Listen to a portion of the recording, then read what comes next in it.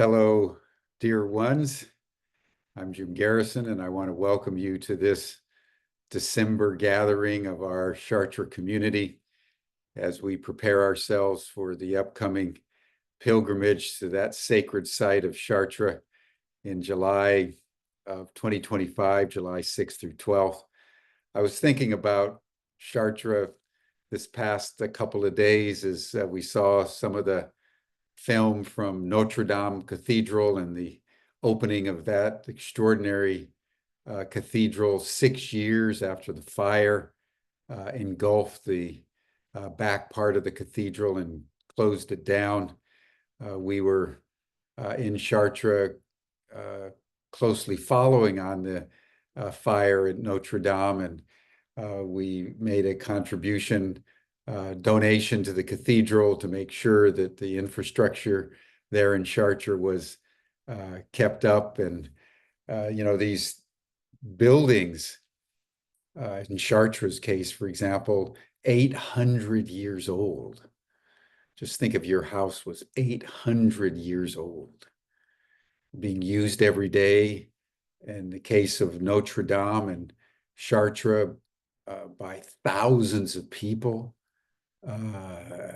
every day, and millions of people in the course of a year. And it's just an extraordinary testament to the solidity of the architectural masterpiece that constitutes Notre Dame Cathedral, Chartres Cathedral, Rheims, and other cathedrals around France and Europe. You think of the Taj Mahal in India. And these are really very rarefied architectural monuments. And so just thinking about Chartres, thinking about Notre Dame, thinking about Our Lady, thinking about the sacred feminine that seems to be infused with the country of France, infused at Notre Dame, and in particular, infused on the sacred hill of Chartres. I'm so looking forward to going back there this next July. In fact, as I was just reflecting on Notre Dame, I realized that my soul was yearning. I feel a yearning in my soul for the sacredness being back in Chartres. We haven't been there now in close to 2 years because last year, as many of you know, we went to Teotihuacan, which was an extraordinary journey in and of itself. But that's more masculine and more fundamental architecture, shall we say, the refinement of a cathedral, the feminine qualities of a cathedral like Chartres is just so elevating to my soul every time that I go. And 2025 will mark the 20th anniversary of our journeys to Chartres. So welcome everyone in that spirit, and may the blessings of the opening of Notre Dame shower upon us this day as the feminine rejoices that humankind took the time and spent the resources to restore the grandeur of that cathedral, which epitomizes the feminine in France. I want to talk just a little bit about our upcoming pilgrimage. It's the 6th of the liberal arts.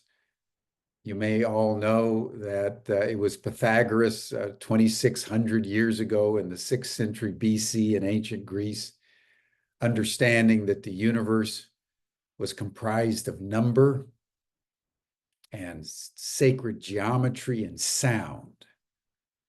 So he fashioned what they called the quadrivium of musica and arithmetica and geometrica and astronomica as the 4 basic courses that his followers, based in Sicily, excuse me, not Sicily, but the boot of Italy, not far from Sicily, used to gather, and they would learn the quadrivium. And then 100 years later, Plato and Aristotle, in the spirit of Pythagoras, Plato considered himself a Pythagorean. They fashioned what was called the trivium. That's grammatica and dialectica and rhetorica. And those 7 courses, the quadrivium and the trivium, became the bedrock and the foundation for all learning for the last 2,000 years in Western civilization, even to the present day. We go to a liberal arts college, and even though history and development and science and technology and humanities have now gone way beyond the 7 original liberal arts, when we began our consecration of Chartres, knowing that the Chartrean masters in the Middle Ages, from about the 11th century to the 13th century, took the liberal arts, the 7 liberal arts, to what was known then and still remains now the highest refinement of the liberal arts. And in fact, Chartres Cathedral was designed by those masters as an expression in glass and stone and light and shadow of the 7 liberal arts, of the basic building blocks of the cosmos and the refinement of the human voice, the human reason, and the human capacity for empirical thought and intellectual logic. All that is expressed in the sacred architecture of that cathedral. An extraordinary place, and that cathedral, as you all know, was built on top of the sacred hill. And in that sacred hill, 3,500 years ago, when the Druids first came here, when the Celts first came to this part of France, they noted a tonality of the sacred feminine. So what the Chartrean masters did, which Plato and Pythagoras and Aristotle did not, is rework the liberal arts in the spirit of the sacred feminine. And that's what we try to do every year when we go to Chartres and we make pilgrimage there. And as we enter into our 20th year, we're going to be delving into that 6th liberal art of geometrica, this understanding that the ancient had expressed so profoundly by the Greek philosophers, the Egyptian philosophers, the Sumerian, the Indic, the Hindu philosophers, the Chinese philosophers, that in the end, everything that is constructed by number, by form, by shape, and by sound.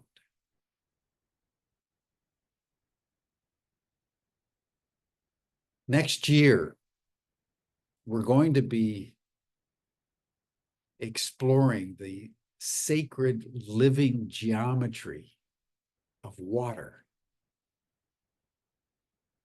with Veda Austin.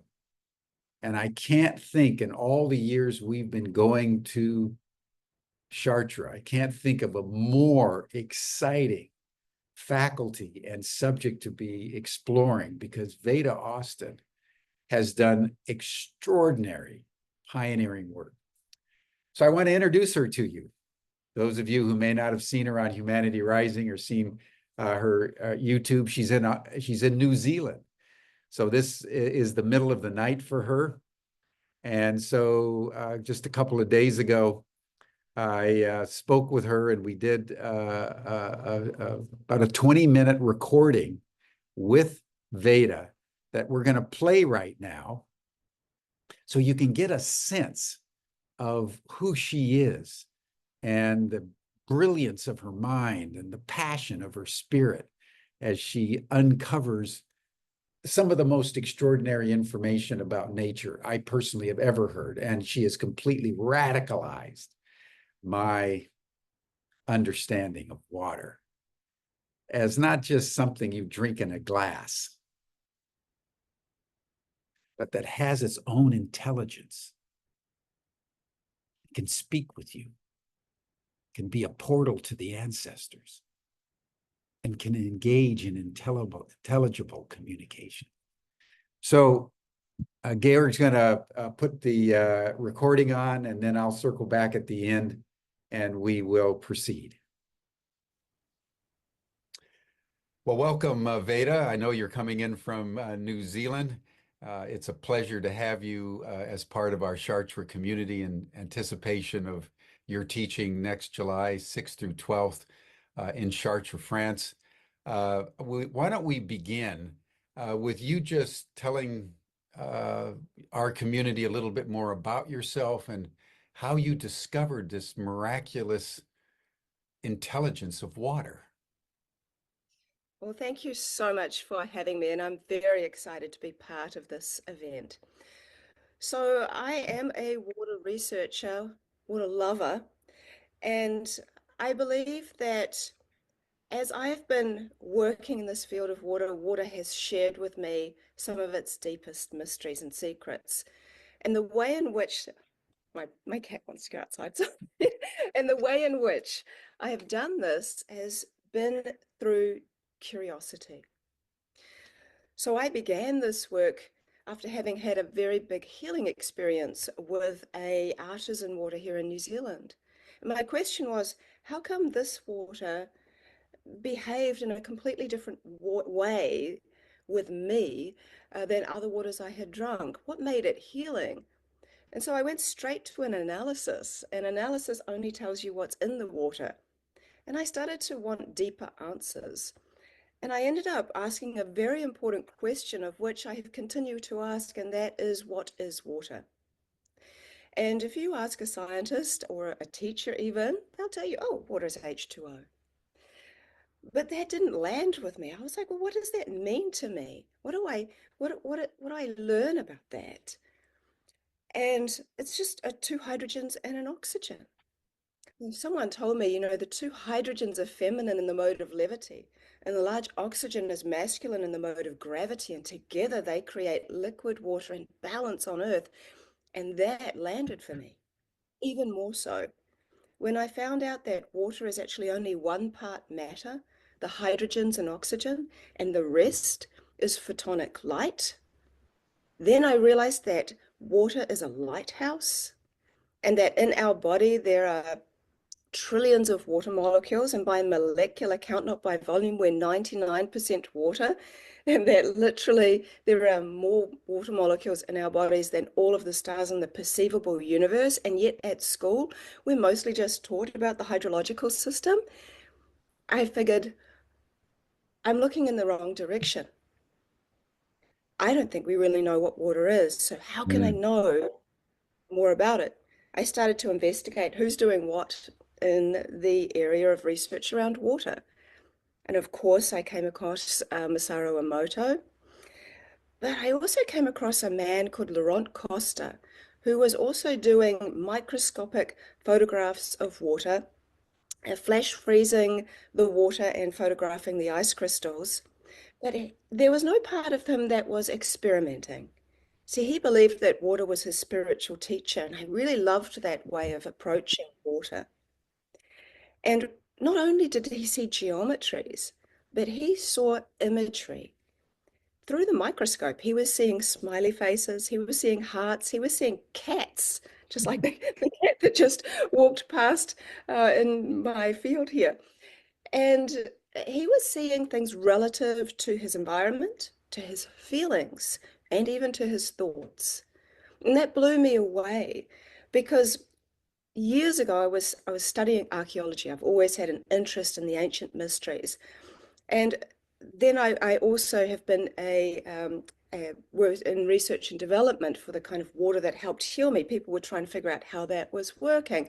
But I also worked professionally as an oil painter for a long time. And so I do love this idea that art is a form of communication. And what we saw through his work was communication through artistic expression that made me feel something. And I got to ask the question that is quite different than a scientific question, which is, how is this working? I got to ask, what does this mean to me? And I loved that. Mhm. And that led on to researching about the fourth phase of water. We have a liquid, solid, gas, and then a type of gel or plasma. And I learned that the stage between liquid and ice is where this fourth phase builds, and also in the melting stages. So I thought, I'm going to give it a go. Like, when you start looking at all of these things, you start to see, well, the secret seems to be in the freezing, where the unseen becomes seen. And I don't really know if water had what we term as memory.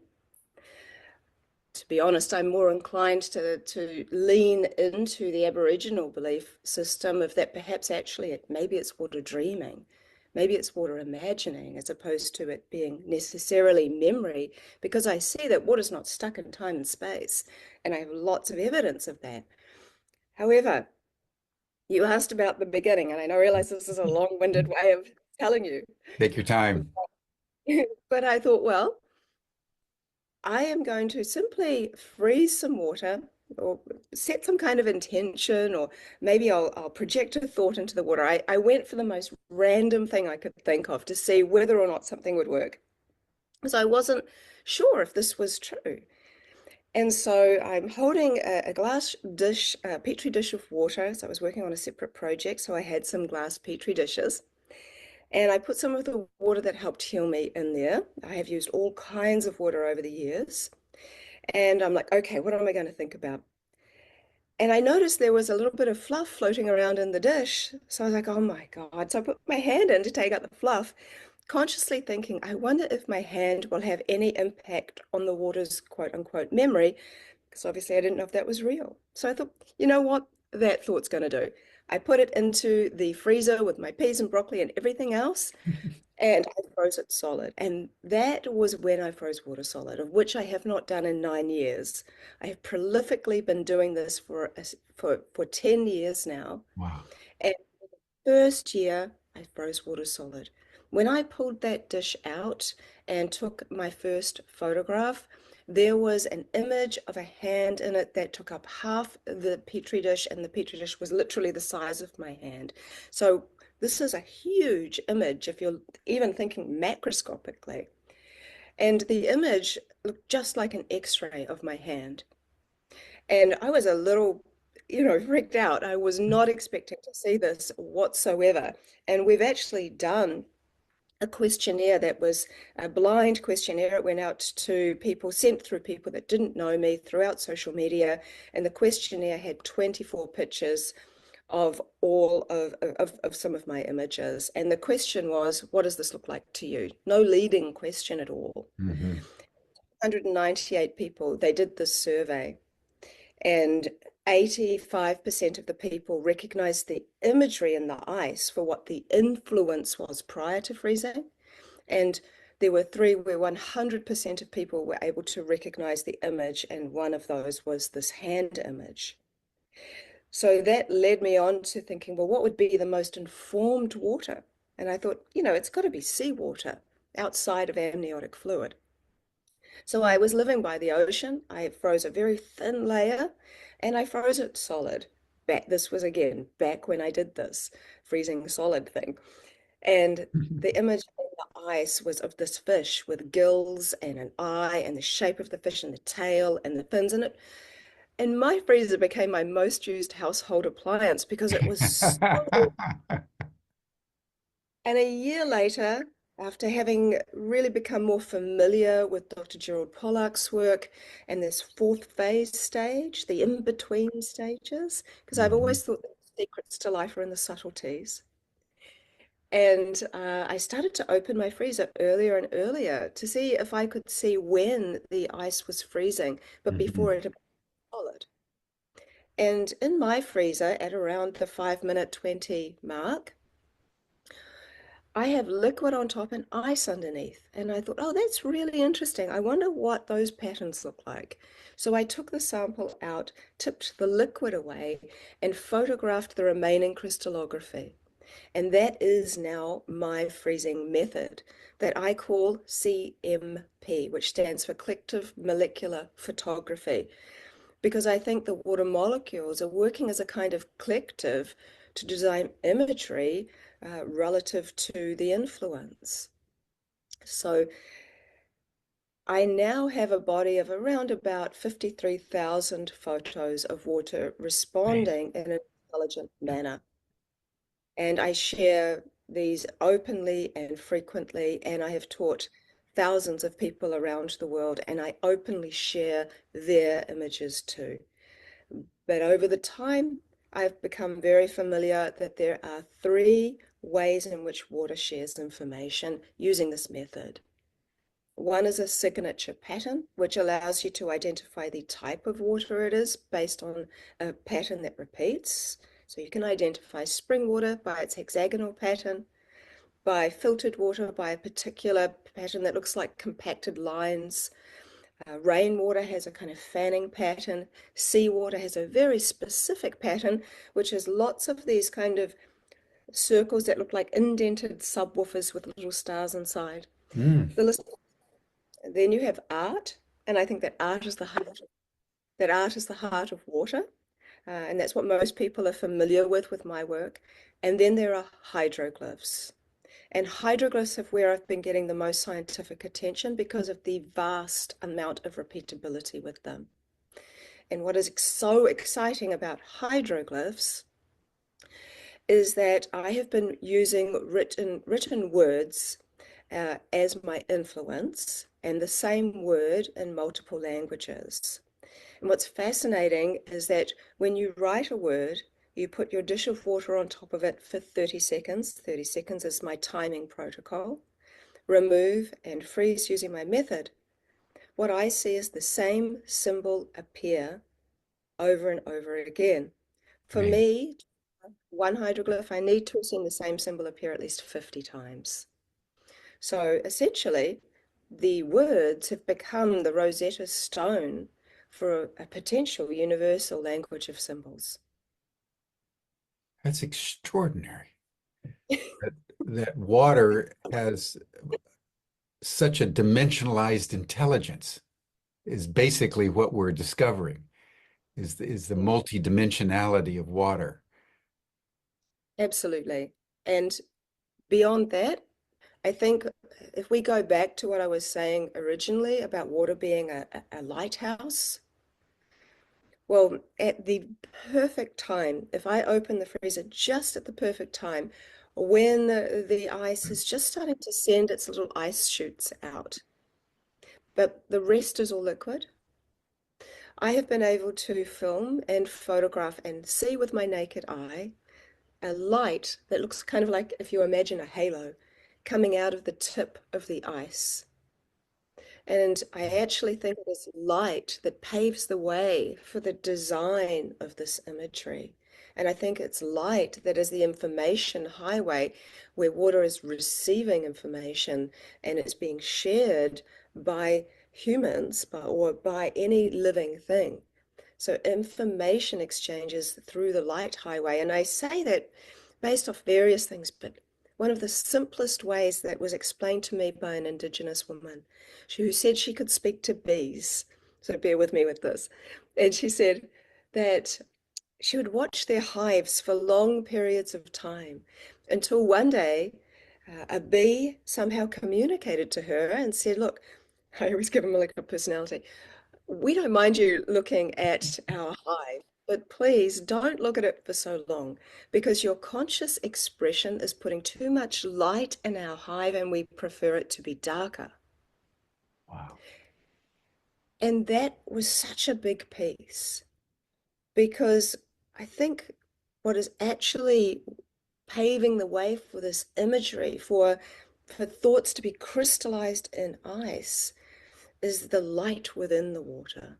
And the Mm. water folds around where the light goes. So in a mysterious way, water is composed of light or Yes, contained light. yes. I think that at this point, I mean, I'm always learning, as we all are, but at this point, I think that if water was the Holy Grail, then its contents would be light. Yes, yes, yes. And your understanding, it's actually the light that creates the designs. Yes, but they're so intimately Yeah, intertwined, water, yeah, yeah, yeah, water yeah. consciousness, all of them. Hmm. And so that's the really interesting part. It's like you have to ask the question. It eventually comes up. If anyone looks at my work for any length of time, the question comes up, is water conscious or is water consciousness or is it our consciousness that is impacting the water? And I've done lots of work around seeing how can I see whether or not water is only responding to my consciousness or whether it actually is independent somehow of that.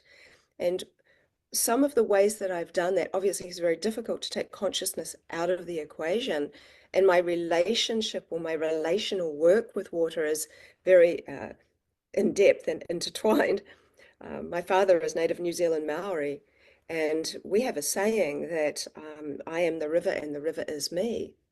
Hmm. And there's very deep depth within that one saying. So I have done various things that seem appropriate. For example, I started to write words. And why do I use words? It's a good question. Why am I writing words and doing that? Well, I have used spoken words. I've done all these different things. I've used pitches, I've used frequencies, music, the list goes on. But why words? In the ancient Egyptian times, they would make things called sigils, where they would write on papyrus or on a stone with hieroglyphs that were about cleansing or magic or healing, and they would put them into water and they'd kind of let it stew for a while, and believing that the water was becoming infused with the magic of those words. And then they would give them to people to drink, or they would topically put it on eyes or whatever was the painful Hmm. thing.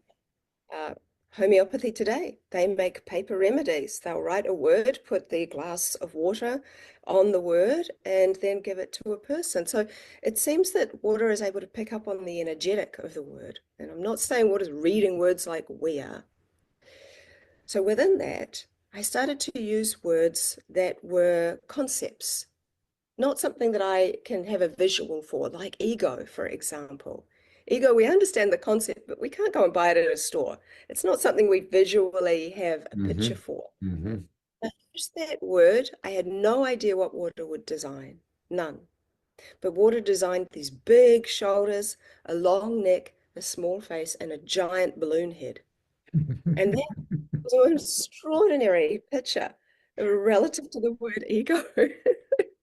And I've had various different aspects of that go on over the many, many years. And I've also worked in the dream time, where I put a petri dish of water by my bed with the intention perhaps to pick up some kind of my dream, some part of my dream. And then when I wake up in the morning, when you've dreamed, but you can't, you've had a dream and you try to remember it and then it quickly disappears. Hmm. Those were the only ones I would freeze. Because if I woke up and I remembered the dream, of course, I could be what people term as projecting. I always Hmm. laugh when people say you're projecting because you're literally telling me that water's reading my mind. So why would not be able to pick up on anything else? It doesn't make any sense. Of course, it can pick up on environment and various things.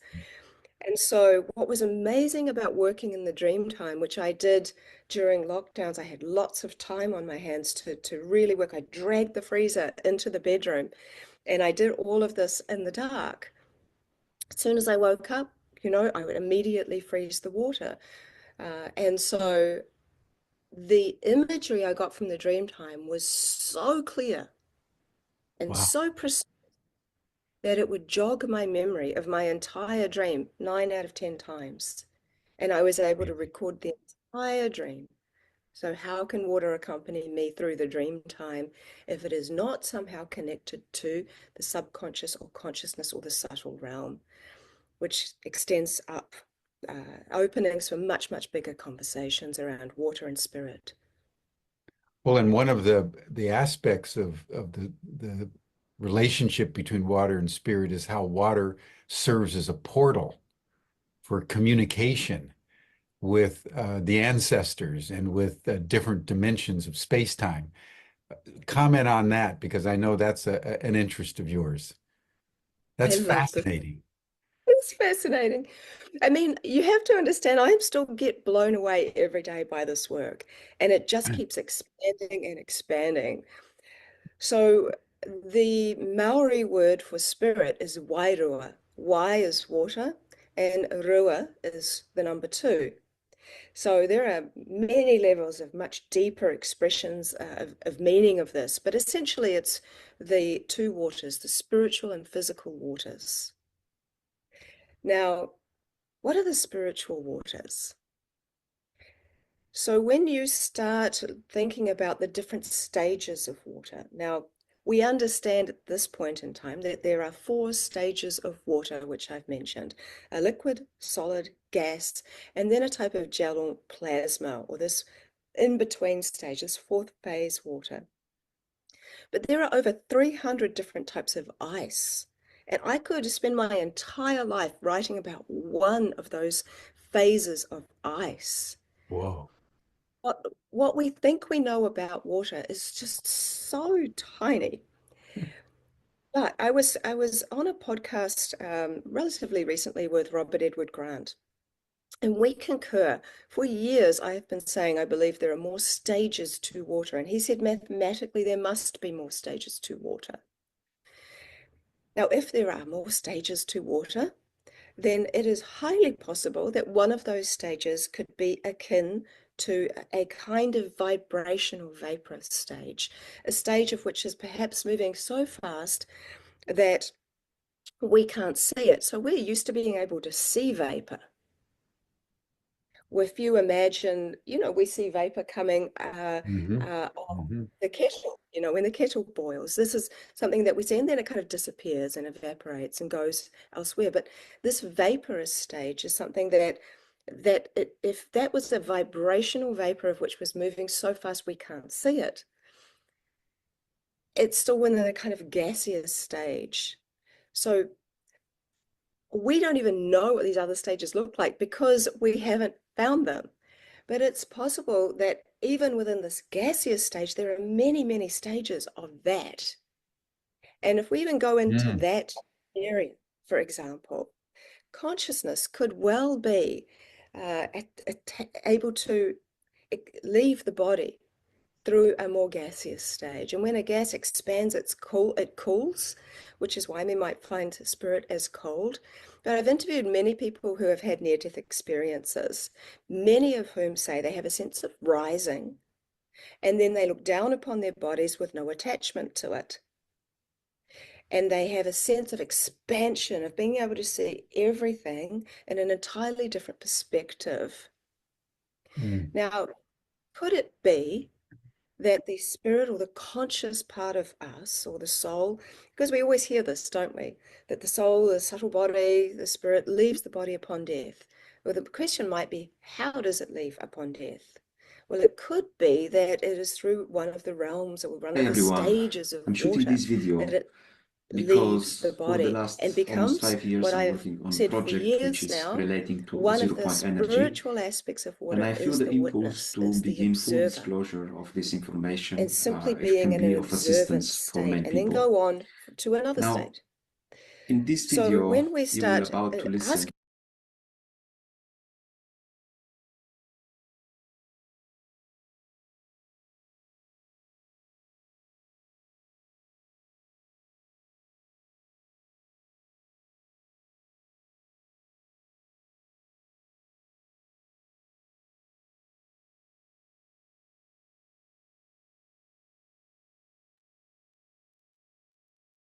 Hi, everybody. Something seemed to go wrong with the recording. I apologize.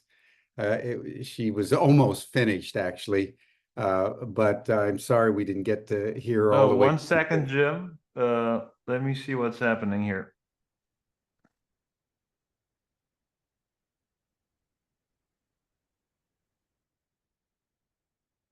because we always hear this, don't we? That the soul, the subtle body, the spirit leaves the body upon death. Well, the question might be, how does it leave upon death? Well, it could be that it is through one of the realms or one of the stages of water that it leaves the body and becomes what I've said for years now. One of the spiritual aspects of water is the witness, is the observer, and simply being in an observant state and then go on to another state. So when we start asking people who can say that they can see spirit leave a body, of which I have interviewed many, they always say similar things. They say it looks like a vapor, it looks like clouds is a common one. It looks like a misty kind of shape or misty kind of textures. And these are all completely relative to water. There are certain stages of water. The fact that they can see them and others can't, I think some people have gifts to be able to see things like auric fields, for example, and these people are attuned to seeing spirit leave a body. Now, you think of the observer, well, then you can go into people that observe themselves in dreams, that have out-of-body experiences, that have psychedelic experiences, perhaps, and observe themselves, who have able to astral travel, for example. All of these things suggest that something leaves the body and has a huge experience. And so it could very well be that if, for example, it is in a gaseous state which it might be expanding, then that makes some sense to me at the idea of spirit. But I was wondering, or can water be a connecting force to spirit? And so my mum was my best friend. She was the most amazing angel that walked on this earth to me. And sadly, she passed away in 1999, and I think of her all the time. And a few years ago, I was really missing her, and I simply asked Water, and why not at this point? I asked Water, can you please connect to my mum? And I had no idea, Mum and I had a lifetime of memories. I had no idea what I might see. And when I froze the water, there was a symbol in that ice that I recognized immediately. Because when I lived in Japan years ago, my mum and I would write letters to each other. And at the end of every letter, my mum would make this very sad attempt at drawing a circle. Her circles always looked a bit like maps of Australia. And then she'd do like a little heart in the middle. And that's exactly what I saw in the ice. Amazing. And each year on her birthday, I ask the same question and I get this misshapen circle with a heart in the middle. And for Amazing. anyone that now you're projecting, this year I said, can you connect to my sister and I, to my mum to my sister and I got two misshapen circles with hearts in the middle. So I think that water is the storehouse of not only divine light, but also of this conscious expression that I don't believe ends upon the physical death. For water, there is no death. There is only transition from one state to another. Moses, he says that the cycle of water is the cycle of the soul. Brilliant. Well, Veda, thank you so much. This has been a marvelous overview, sort of a teaser for what is in store at Chartres next year. I just want to applaud you and acknowledge the extraordinary pathway your curiosity has taken you. I mean, that's the basis of true science. It's not all the rigors of, scientific reductionism. It's really the curiosity of the heart and mind.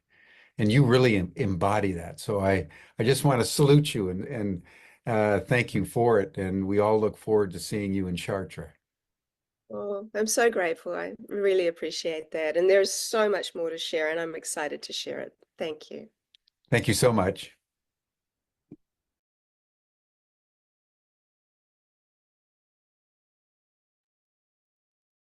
Veda Austin, everybody. One of the most extraordinary people I think I've met in a very long time. I mean, the exuberance of her soul and insatiable curiosity. And I want to just make a couple points. The first is about curiosity. We had a session, in fact, just a couple of days ago on Humanity Rising with a Swedish consultant, a woman who had a very successful business career and then has been consulting with various Fortune 100 companies about how one animates leadership and more profoundly, how one activates the resources inside to change corporate behavior that's destroying the planet into corporate behavior that is synchronizing with the planet. And they did a study. And what they found is you put the information to, say 10 CEOs, a third of them say they're not going to do anything about it because they want to maintain the primacy of profit. Another third basically don't care enough to do anything. But there's 1/3 that actually start to do something, and that they found that the most consistent quality of soul that enables people to change is curiosity. And we often hear that curiosity killed the cat. Well, I'm not sure about that. I think that curiosity is what enables the cat to have 9 lives. I think curiosity is so manifest with the Veda Austins of the world as it was with the Einsteins of the world, and the Schopenhauers, the Platos of the world. And so I just want to note this quality of curiosity.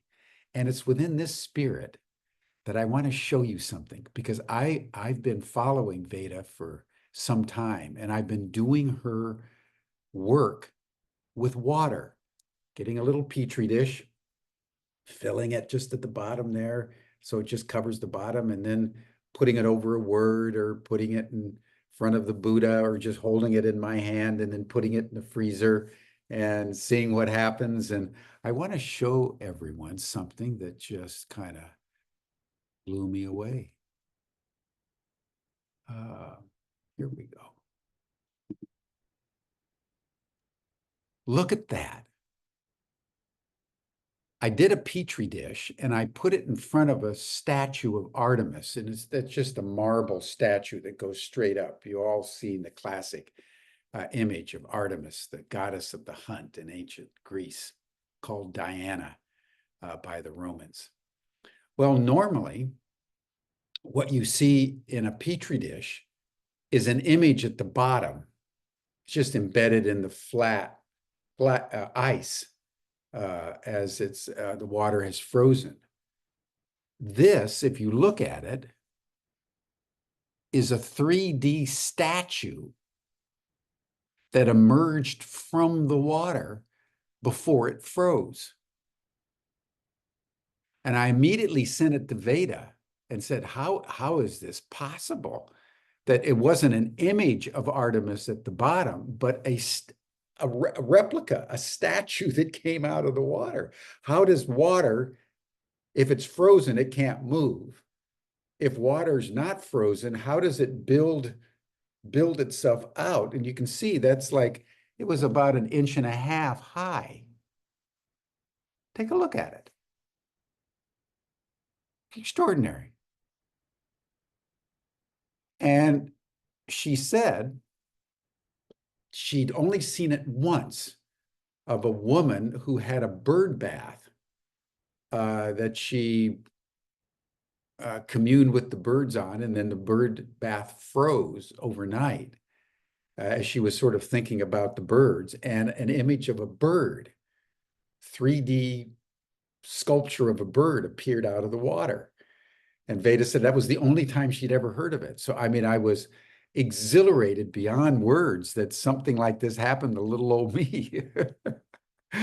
Because unlike most of the people I know who are clairvoyant or, deeply intuitive, I'm pretty much of a roughly hewn recovering intellectual, as you all know, overeducated and alpha male and so forth. So I don't know. I have very low expectations, and so for this, and I do it every day when I get up. I do it, and I'm getting. It takes time.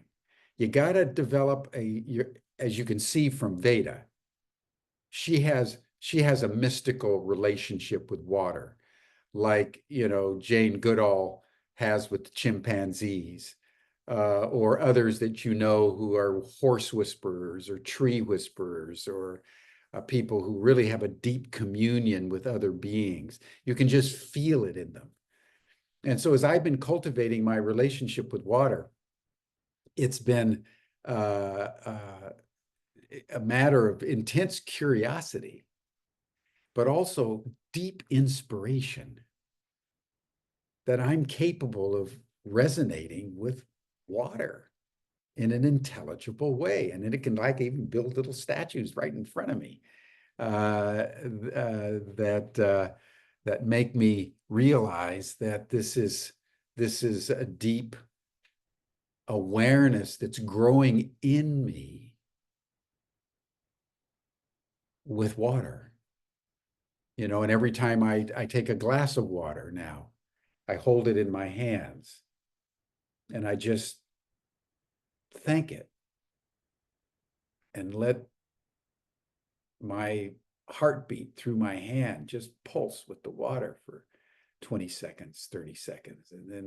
And what it does is it doesn't change the chemistry of the water. It changes the structure of the water, and it makes the water more crystalline. When you get water out of the tap, it's basically dead. It's been filtered, it's been chlorinated, it's been fluoridated, it's been, when they finish with water, the water can barely keep its head up. So if you just hold it for just 10 seconds, 20 seconds in a loving way, and then drink it, you feel it. The water's deeply grateful for being revivified. So that's why I'm so excited about Veda coming to Chartres next July. I've put the link in the chat box so you can all see the syllabus and you can see what we have in store, and you can see what she's going to be teaching about. It's going to be really, really fascinating. We're trying to figure out how we get access to freezers there in the Maison Saint-Yves so that we can all experiment with water. I'm not sure we can pull it off with, the 80, 90 people that we expect to come. But if you want to have an experience of deep mysticism, if you want to have an experience with the living sacred geometry of water that we bathe with, that we drink, that we use to wash all our vegetables and clean up, and all of a sudden you take in that this is a living intelligence, it changes your world. And I think when your world is changed, as it has been for me, you all of a sudden become more reverential to the rest of nature, because you understand it's all conscious and it's all there and it's open to communication and interactivity. We just have to wake up to speak the mother tongue. So I really want to encourage all of you to seriously consider coming to Chartres next year, and maybe taking in Notre Dame on your way in or on your way out from Paris, and really honoring the sacred feminine in our world of complete, crazed, toxic masculine that we see every day all around us, and particularly embodied in the new president of the United States. I mean, it's going to be shocking what's going to take place. And our immersion into the mysteries, our immersion into the feminine, our immersion into a recognition that we have to learn the mother tongue could not be more important. And in that regard, I also want to note something that's coming up in January. You all know that I'm in Washington, D.C., where I am now. I'm in my apartment, which is just down the street from my office, which is right by the Supreme Court and across the street from the U.S. Capitol. So I'm right in the federal enclave. I'm right in it, day in and day out. And as you know, I work on UFO disclosure, UAP disclosure, unidentified anomalous phenomena.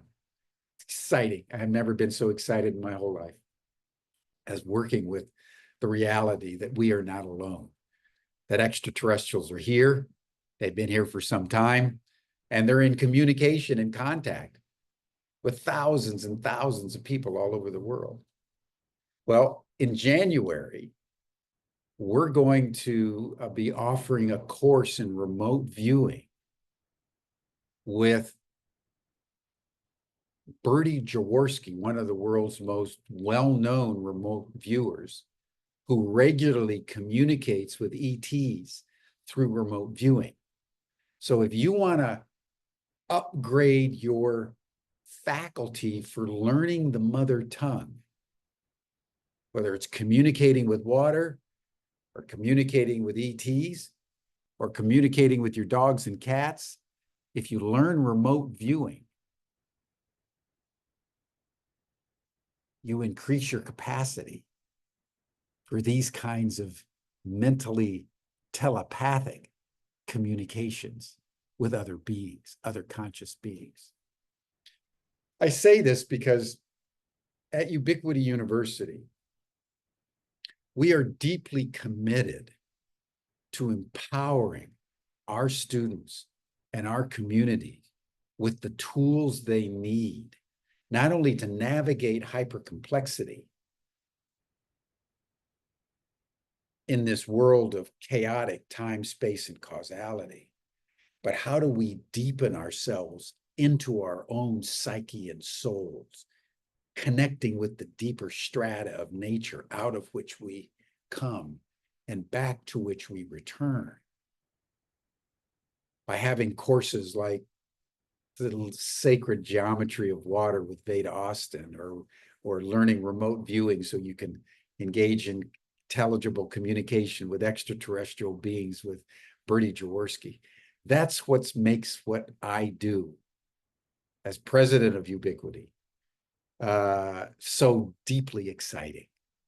And I just want to share my exuberance with this. That's why I showed my little photograph, which is really treasured, that it actually happened to me.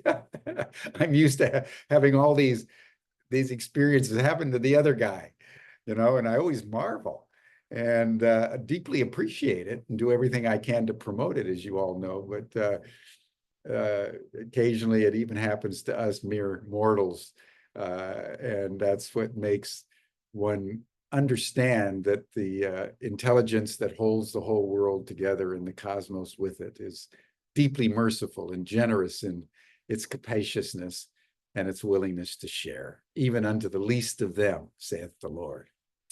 So I think that will do it for today. We were expecting Banafsheh Sayad, who you all know, who's the co-director of the Chartres Academy, but she couldn't get her Wi-Fi to work. And so she couldn't come on the program. So I had to do this solo today, but it was a pleasure. I love this community. I love you all. Chartres is so deeply embedded in my heart. I can hardly wait to go. I'm always excited to meet those of you who've been there multiple times. And for those of you who are new, I look forward to meeting you there and walking the labyrinth and doing the whirling with Banafsheh and the dreams with Margot Borden and all the wonderful things going down to see the mother tree, as you saw in the opening video. So that will do it for us for today, everyone. Please look at the link in the chat box and sign up for Chartres. This is going to be world changing, personally changing, when you really come into a deeper relationship with what constitutes 70% of our own bodies and is in every cell of our body: water.